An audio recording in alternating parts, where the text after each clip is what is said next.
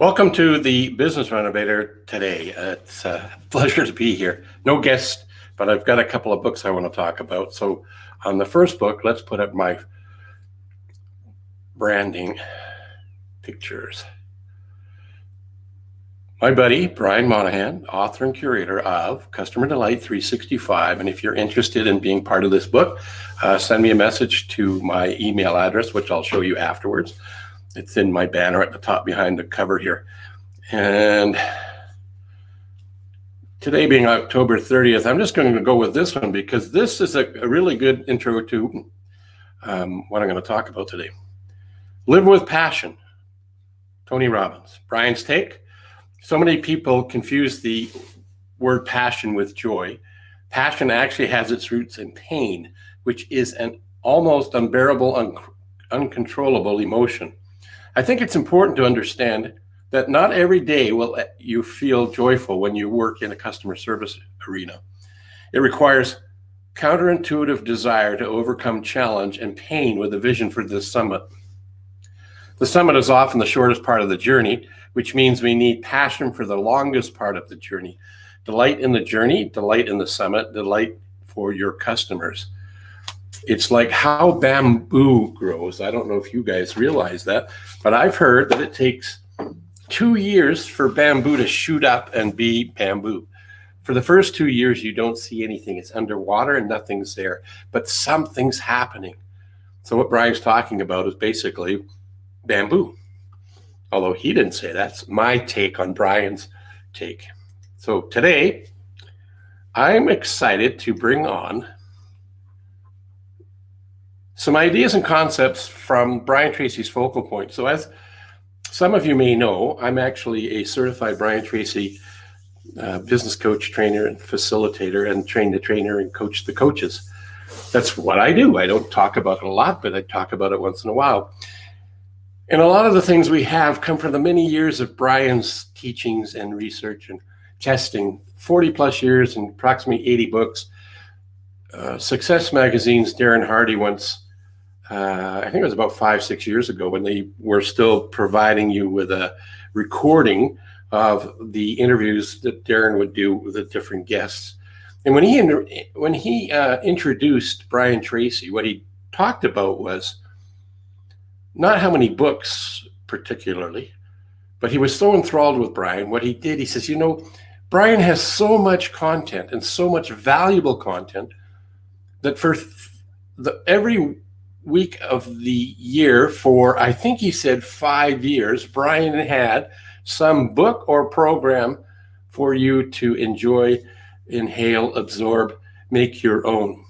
And you know what? It's true. If you were to look up Brian Tracy on what's that thing called? Google research, you'd find that there's multiple millions of hits that would have his name in it, the books and trainings. And anyway, so I'm excited to be part of the Focal Point Brian Tracy family and being able to offer his wisdom at a fraction of the price. If you were to hire Brian, he's not inexpensive. He works with Fortune 100 companies, just to give you an idea, and he's worked all around the globe, and he speaks a couple of languages.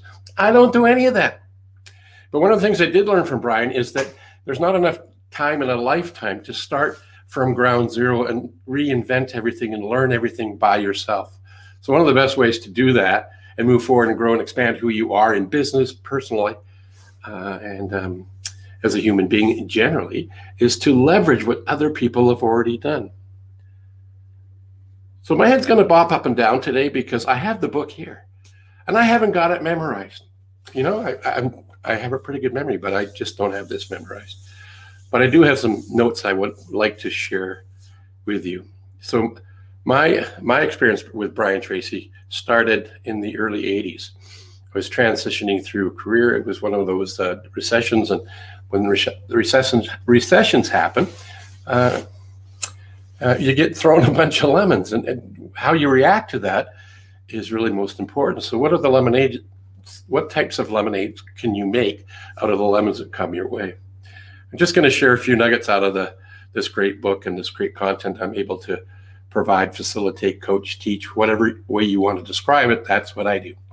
I love what I do, and I it really speaks to me, makes my heart sing. So let's move on. Okay, there. Oh, look, I got the sunshine just coming in my office. Isn't that brilliant? That's on this side over here. It's coming through the Venetian blinds. So we'll just put up with it until the sun disappears, because winter's here and we want to appreciate that which shows up in our lives. Be grateful for the sun.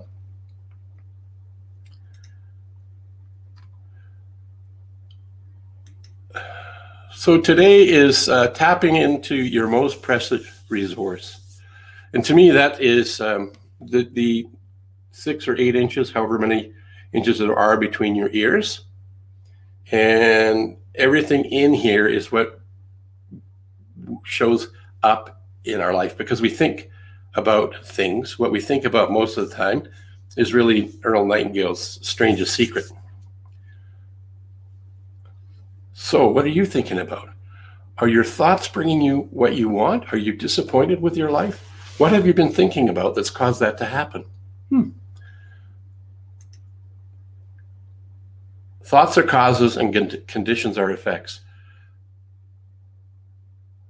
So what you get, what you sow, what you reap, or you reap what you sow. Got that dyslexic today. What you think about, you bring about. So one of the things I would challenge everybody that's listening to this now or on the replay is to think about your ideal future. What is it you would like to have? Don't think about what you don't have yet. Don't think about what you could have had, because that's past tense. You want to be able to think about your ideal future. Not from the point of view that that's all you do. What you want to do is compare where you are today. What's your current reality? What do you like about it? And then what are you not so happy about it? And happy is actually the wrong descriptor, because you can still be happy with what you've got. What you want to be, though, is dissatisfied with your current reality. You want to be like the bamboo. You want to be thinking about what you're going to be when you reach your ideal future. And the reason for that is it creates this, psychologists call it cognitive dissonance. In layman's terms, I like to call that stress, but not the stress that's a burden that pulls you down.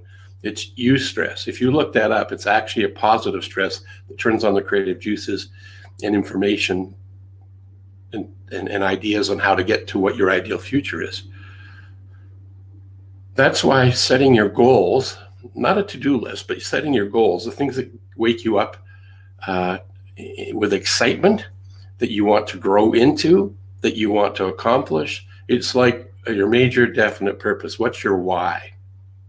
And when you know what that is, and you know what the goals are, and if you're thinking about them, what ends up happening is other ideas come out of it. So one of the points of culture with the Focal Point brand, which is a franchise organization, and I'm one of a couple of hundred franchises around the globe, is the pebble in the pond. So when you throw a pebble in the pond, it splashes, right, and creates a ring, and that ring ripples out.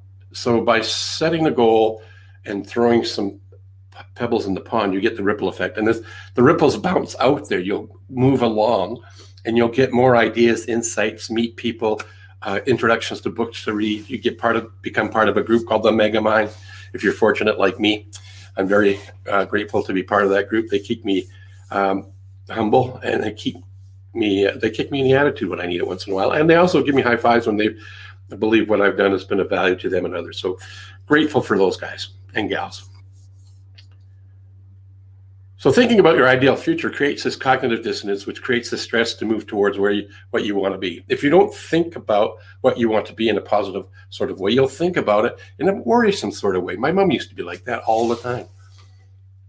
And worrying is nothing more than negative goal setting. So what I'm encouraging you to do today and for every day is to look at what you want to be, who you want to help, who you want to serve, and then move into it. So a real life example, recent times for me, is a buddy of mine who is proficient with digital marketing, and he had a company and had an opportunity to sell it. And I think he told me he sold it for about $25 million. So he's done all right. But we've partnered up with an idea and leveraging a piece of technology that he's developed.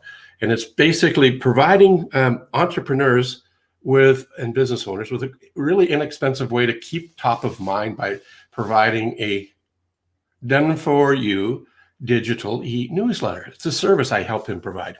We've collaborated and made that happen. And when we first started doing this, trying to figure out who could we approach, what would they gain from it, what would they be looking for, how would they get massive value out of it. So after numerous conversations over the last couple of years, we came up with something, and it's a client of mine. And we introduced the concept to him, but as we introduced the concept to them, other ideas came out of that from us, from our clients, from the people we did the research with. We got all of this information, and as a result of that information, we've refined it. We've got some really great plans for it, and it's going to be a great service for our clients' customers. And that's because we're always thinking about what's the ideal future with respect to this product offering that we have. How can we bring this to the marketplace for an extremely valuable price point and valuable content, and allow the individual business owners to be great technicians running their business and having something done that helps them stay top of mind.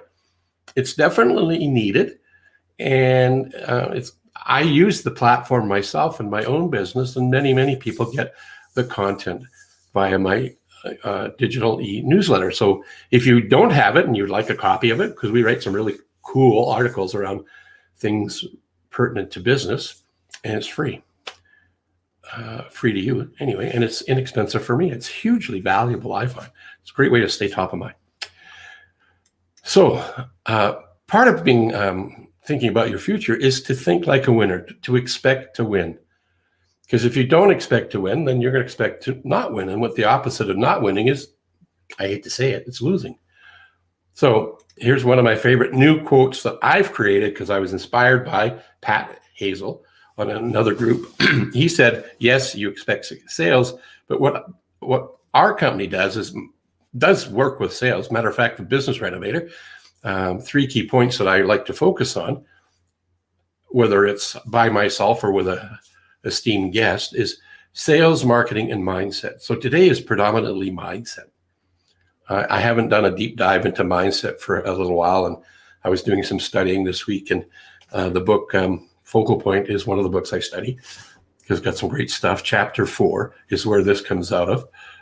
Today's topic comes out of is sponsored by Chapter 4. And the other thing that I would encourage you to do as you're thinking about your future and you're living your life is to collect your thoughts in terms of a reflective thinking journal. I've talked about this one a little bit earlier in the week, but it's still pertinent in what we're talking today. It's great to sit down and daydream about what your goals are, but capturing the good, the bad, the ugly thoughts that you have, and you can timestamp it, which I encourage you to do. So a timestamp, date, page number it, leave a few pages in the back of the journal so that you can put the highlights. If you've got topics you're tracking and tracing, you can take those and say, the newsletter ideas, could put that in the back and list all the ideas that are relevant to the newsletter ideas, things that would work, things that you should stop doing, and things that you should continue to do. It's a quick, easy way to reference where it is in your journal so that when you reflect on it, which is the key to this journaling, is to reflect on it and think about, are your thoughts taking you towards your goal or taking you away from your goal? And that's how you determine whether you have a negative attitude or a positive attitude. If you're moving away from the things you want to do, then your attitude is negative. Much the same as an airplane. You know, when it lifts its nose up or puts it down, up is positive and down is negative. Same sort of principle there. Yeah, that's pretty much my rant on this book. If you want a copy of this book, I have a digital copy because of my connections to Brian Tracy and the Focal Point family. It's a book that I have available for anybody who wants it. It does not look pretty like this. Hang on, there we go. It doesn't look pretty like this, but it has all of the content that I'm talking about today. And the chapter I'm talking about today is chapter 4. So if that speaks to you and you want a copy of it, you can't see my email address because the sun's blocking it out. So I'll tell you what it is. It's phil@coachphil.ca. And if you want this, just put focal point book in the subject matter. If you've liked what you've heard today, please share this out. It's on Facebook, it's on YouTube. And if you want to hear something specific about business, sales, marketing, and or mindset, or you've got an idea that you want to make sure that I talk about with the people that are listening and my guest, please let me know. And Joe Norcott, who's a really good friend of mine, I'm glad he's here today. He's going through some challenging times. I will not tell you what he's doing, but his life has had an upheaval. Let's just say that. Now I have to remember how to get this thing off. Oh, I know how to get it off. I'm going to bring Randy on because Randy says hi. Randy is one of my most frequent flyers. Larry is becoming a frequent flyer in terms of showing up. Good morning to you, Larry. Joe, my thoughts are with you, my friend. Oh, look at that. I didn't know that what you said there. That's awesome. Wow, what a way to have a Friday morning. I appreciate that, Joe. You're awesome. Anyway, reflective thinking journals are kind of key. And I just want to get you to think about, hang on, think like a winner. Expect to win. Think like a winner, expect to win. Think like a winner, expect to win. Thanks for being here. I'm Coach Phil. We'll see you next week. Oh, actually, some of you might see me later today because I'm doing an international one with my associate Bernard Keevy. We're going to talk about objections in the sales process. So if that appeals to you, or if you know somebody wants to listen in on some ideas from two seasoned sales professionals, and you want to chime in and share your ideas, please join us at the top of the next hour. Till then, much success.